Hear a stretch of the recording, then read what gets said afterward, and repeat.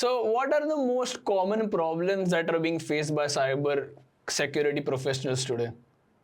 I believe that they need proper direction because see, I am interviewing a lot of folks Yeah. at Redfox, right? Yes. So what I am seeing that whenever I am interviewing someone, the basics are not right. Yeah. Okay, so they know how to perform this attack. They know the commands. Yeah. Okay, but they don't know how in the background how it's implement. Basically, how it is working. The attack is working. Yeah. They don't really know that. Exactly. So they are just blindly running the commands here and there. Yeah. So let's suppose if we are on a client engagement, okay, they don't just can run any commands. You have to do a proper research and know what the command is doing, because it's not your lab or any CTF challenge.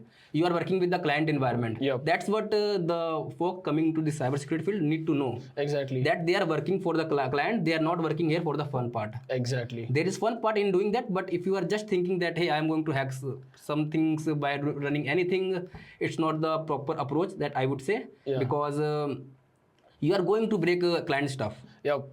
And you are going to get easily fired, because if you are making the same mistakes and they're thinking that, hey, whatever I am running without telling the client, yes, again, it's very dangerous. Exactly. It can maybe one of the query can delete all the database information. Exactly. Because what I am seeing while I am conducting an interview, they are just we have our interview challenge. So what I am seeing that they are just googling things, taking the command and just trying to put the command for the application that we are giving them, and they are hoping that it will work.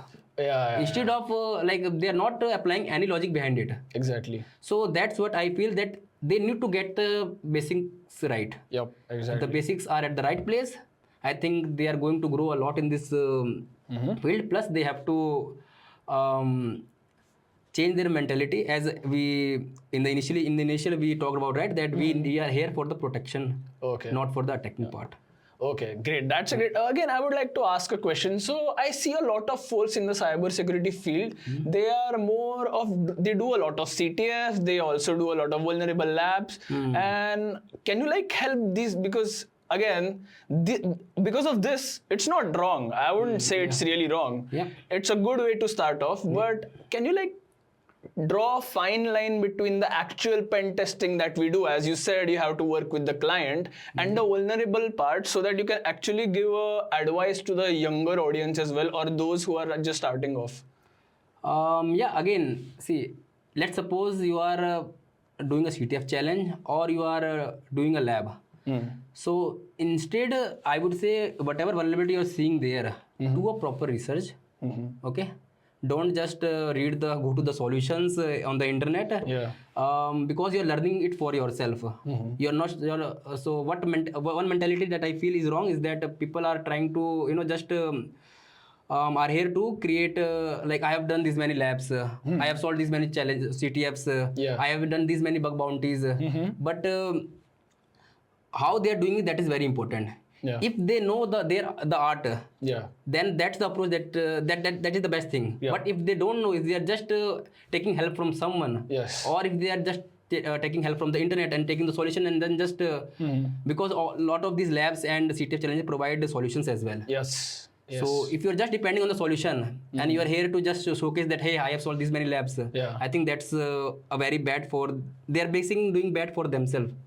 Because in future, when they're dealing with the clients, client is not going to see how many CTF challenges you have solved. That's true. Right? Client is going to see how many pen tests have you conducted successfully. They are going to look at they are going to take a look at the past record of the company. Exactly. And if they see that, if let's suppose, if they see that we have not performed a good pen test, or maybe we have just broken their stuff, then they are not going to come to us later. That's what we don't want. Exactly. We want pen testers who are accountable. I'm not going to be, I'm not serious here. Like accountable, I mean that they should be knowing what they're trying to do. Exactly. That's it. Yeah. So they should be sticking to the basics. Yep. So as rightly said, as a security consultant, you need to know how you are going to work with the client, and again, you have to defend their network, and you just can't run any scripts haphazardly. And again, talking about the clients, if you are working with Redfox Security, you are up for a surprise always. So moving on to the next question. Is cybersecurity a evolving field, or the core principles are mostly static? Because there is a lot of buzz like, hey, cybersecurity, it's a growing field, it's a growing field. So like, Yeah, I believe it's a growing field. That's why we are here. yeah, obviously. We believe that it's a growing field, and why it's a growing field? Because if we see that in the past, in the past we see that companies are getting hacked left and right, right? Yeah. So, but nowadays it's more than that, right? If we took in the recent times, since people who are doing their business offline, they are also coming online, Yes. right? So that's why I would say that. What is the question again?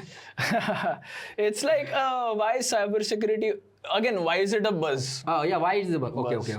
Why is it a buzz? Because of the, I would say the main reason I see is that of the bug bounties. Yeah. That people are seeing the success side, and they think hey, they can also make money in this field. That is also one thing, bug bounties. Yeah. But again, bug bounties are good, but I think they don't teach you the real pen testing methodology. Yeah.